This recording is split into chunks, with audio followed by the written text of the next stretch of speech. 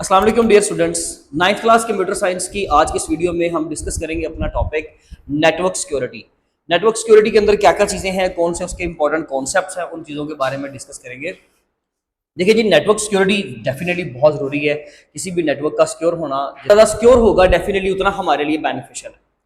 It involves the measures to protect data and prevent unauthorized access to computer networks। यानी कि इसके अंदर network security के अंदर क्या चीज़ें मेक श्योर करनी होती हैं, हमने इन चीज़ों की मेजरमेंट्स करनी है। टू प्रोटेक्ट द डाटा, हमने डाटा को प्रोटेक्टेड रखना है, और प्रिवेंट द अनऑथराइज्ड एक्सेस। ये दो चीज़ों से हम लोगों को क्या करना है, इन दो चीज़ों को एक्चुअली नेटवर्क सिक्योरिटी के अंदर मेक श्योर करना होता है। एक तो आपका डाटा प्रोटेक्टेड रहे, यानी कि डाटा को कोई भी हार्मफुल इफेक्ट ना हो, डाटा को कोई भी इलीगल मेथड से अपनी एक्सेस में ना ले सके, डाटा को कोई भी मिसयूज ना कर सके, प्रोटेक्शन ऑफ डाटा। और अनऑथराइज्ड एक्सेस यानी कि डेफिनेटली जो आप एक्सेस नहीं दे रहे, आपकी मर्जी की बगैर, आपकी इजाजत के बगैर अगर कोई बंदा आपके डाटा तक रीच करता है, आपके डाटा को अपनी एक्सेस में लेता है, तो वो अनऑथराइज्ड एक्सेस है। और इस चीज को रोकना, इन दोनों चीजों की हमने मेक श्योर करना है किसके अंदर, नेटवर्क सिक्योरिटी के अंदर। खास करके ये दोनों चीजें, इसके अंदर ही सारा कुछ आ जाता है। इंपॉर्टेंस ऑफ नेटवर्क सिक्योरिटी, देखिए इंपॉर्टेंस ऑफ नेटवर्क सिक्योरिटी क्या है कि एक तो हमारा डाटा प्रोटेक्शन होनी चाहिए। ठीक है जी, नेटवर्क सिक्योरिटी की इंपॉर्टेंस क्या है कि अगर आप नेटवर्क सिक्योरिटी रखते हो, अगर आप नेटवर्क को सिक्योर रखते हो, तो डाटा विल बी प्रोटेक्टेड, आपका डाटा प्रोटेक्ट रहता है। डाटा प्रोटेक्शन से मुराद क्या है कि जैसे आपका डाटा है एज इट इज पड़ा हुआ है, उसको किसी तरह का कोई नुकसान नहीं है, कोई भी बंदा जो है वो इलीगल मेथड से उसको रीच नहीं कर सकता। नंबर 2 पे प्रिवेंटिंग द अटैक्स, कोई भी उसके ऊपर अटैक नहीं कर सकता। होता ना, कोई मेलवेयर अटैक्स कर देते हैं, कुछ डॉस अटैक्स आ जाते हैं, वो चीज़ अभी डिटेल में हम पढ़ेंगे सारी। तो प्रिवेंटिंग द अटैक्स, अगर नेटवर्क सिक्योरिटी ठीक से यूज की हुई है, आप लोगों ने फायरवॉल्स इंस्टॉल किए हुए हैं, तो डेफिनेटली क्या होगा कि प्रिवेंट करेगा वो आपके डिफरेंट टाइप्स के जो अनऑथराइज्ड अटैक्स होते हैं। जैसे कि कोई भी बंदा वायरस स्प्रेड करने की कोशिश करता है, या आप लोगों की इंफॉर्मेशन चोरी करने की कोशिश करता है, फिशिंग करने की कोशिश करता है, अनऑथराइज्ड मेथड से आप लोगों की डिटेल्स लेने की कोशिश करता है। इन सब तमाम चीजों से, इन ऐसे टैक्स से हम लोग बच सकते हैं। नंबर 3 पे मेंटेनिंग द प्राइवेसी, आपकी जो नेटवर्क सिक्योरिटी होती है वो आपकी प्राइवेसी को मेंटेन रखती है। डेफिनेटली दो लोगों के दरमियान में जो भी कम्युनिकेशन हो रही है वो एक प्राइवेट कम्युनिकेशन है। बाकी नेटवर्क को, या नेटवर्क के बाहर जो है, आउट ऑफ द नेटवर्क, किसी भी बंदे को, किसी भी कंप्यूटर या डिवाइस को उस इंफॉर्मेशन के बारे में, जो भी इंफॉर्मेशन वो शेयर कर रहे हैं, उसका अंदाजा नहीं होना चाहिए। और वो भी मेक श्योर कहाँ होता है, नेटवर्क सिक्योरिटी की वजह से। And the last one is ensuring the availability, यानी कि हमारा जो नेटवर्क है वो सेफ एंड साउंड और हमारे लिए अवेलेबल है ऑल द टाइम, और हम अच्छे तरीके से उसको यूटिलाइज कर सकते हैं। तो ये चंद एक बेसिक से पॉइंट है किस चीज को लेके जी, नेटवर्क सिक्योरिटी की इंपॉर्टेंस से रिलेटेड। अब कुछ इंपॉर्टेंट की कॉन्सेप्ट्स हैं नेटवर्क सिक्योरिटी के। नंबर 1 पे आता है सबसे पहले फायरवॉल्स। देखिए फायरवॉल याद रखिएगा, ये आपके लिए एक हार्डवेयर भी हो सकता है,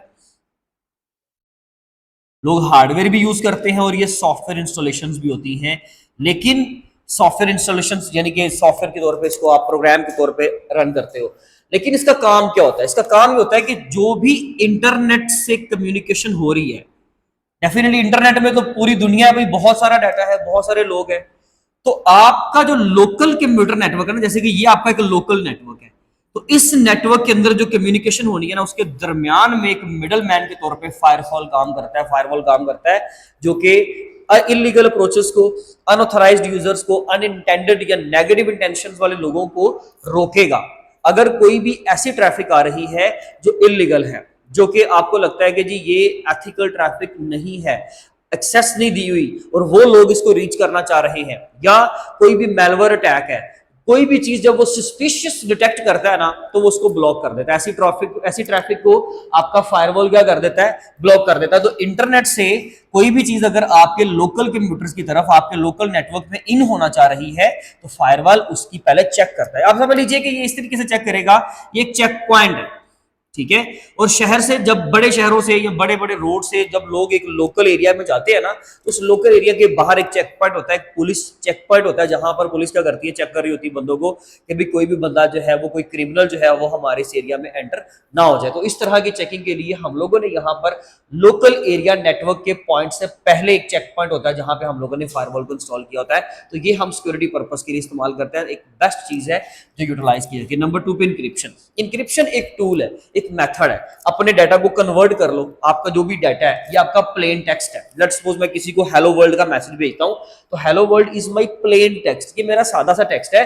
और अगर मैंने क्या करना है, इसको इनक्रिप्ट करके भेजूंगा। इनक्रिप्ट करने से मुराद ये कि जैसे मैंने क्या किया, आप इसमें टेक्निक की यूज कर रहे हो, ABCDEFF और इसके नीचे DEFGHI,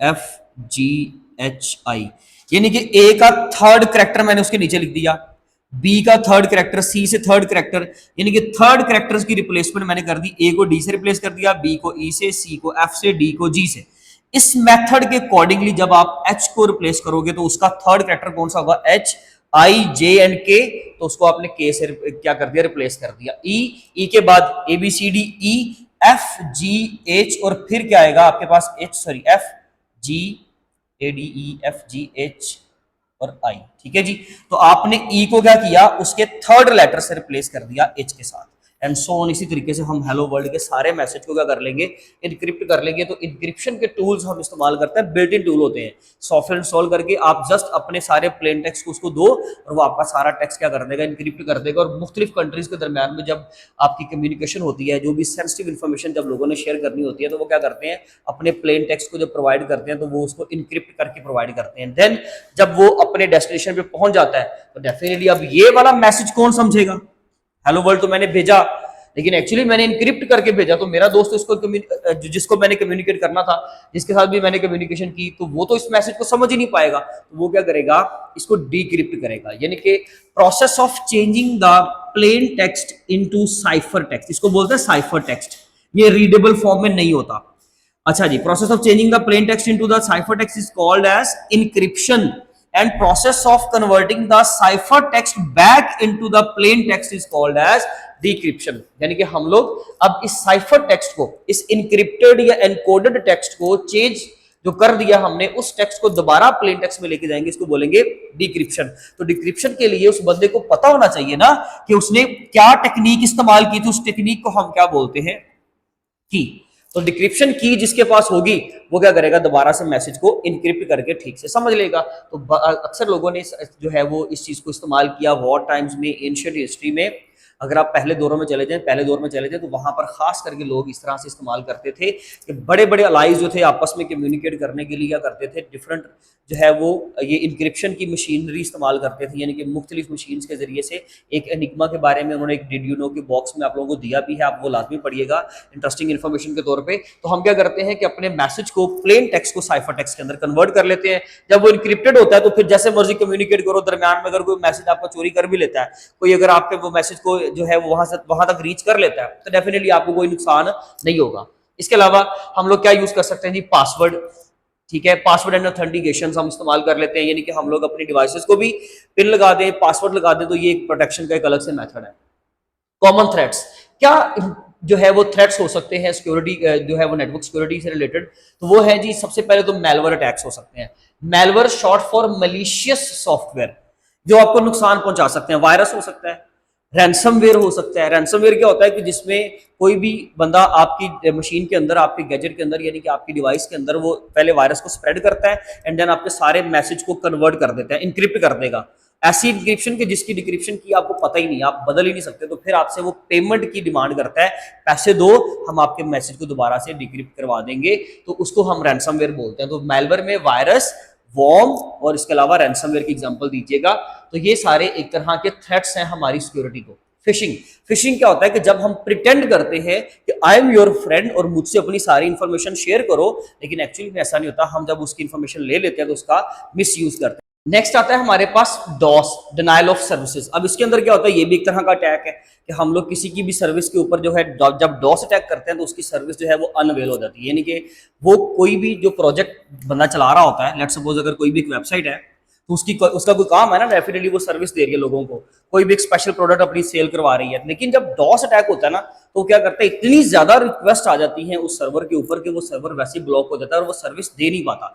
लोग उसको एक्सेस करने की कोशिश करते हैं लेकिन कर नहीं पाते, यानी कि टू मैनी रिक्वेस्ट जब किसी सिस्टम पे हम भेजते हैं तो उसका सर्वर इतना बिजी हो जाता है कि वो बाकी आम पब्लिक के लिए, जो उसकी एक्चुअल पब्लिक है, उसके लिए वो ब्लॉक हो जाता है। उसको बोलते हैं डिनायल ऑफ सर्विसेज अटैक। और इसके अलावा आता है मैन इन द मिडल, ये लिखा हुआ है man in the middle attack. अब देखिए ये man in the middle attack क्या है कि जब दो लोग कम्युनिकेट कर रहे हो और दरमियान में किसी भी इलीगल मेथड से एक हार्मफुल मेथड से लोग क्या करते हैं, उनकी कम्युनिकेशन को चोरी करने की कोशिश करते हैं। यानी कि दो डिवाइसेस आपस में कम्युनिकेट कर रही हैं, यहाँ पे एक डिवाइस है हमारे पास, ये सेकंड डिवाइस। तो जब ये डिवाइसेस आपस में कम्युनिकेट करती हैं तो इस दरमियान यहां से लेके यहां तक इस दरमियान में कहीं भी कम्युनिकेशन को चोरी करना, उसको बोलते हैं man in the middle attack. और याद रखिएगा, इसीलिए आप लोगों को एक सिंपल प्रैक्टिकल एग्जांपल देता हूं। हमारे मैसेज पे जब हम किसी को मैसेज करते हैं ना, फर्स्ट टाइम हमारी जब चैट स्टार्ट होती है तो चैट के टॉप पे व्हाट्सएप के अंदर लिखा होता है योर चैट इज या your conversation is end to end encryption. तो उसका मतलब होता है कि आप जब मैसेज यहां से भेजोगे,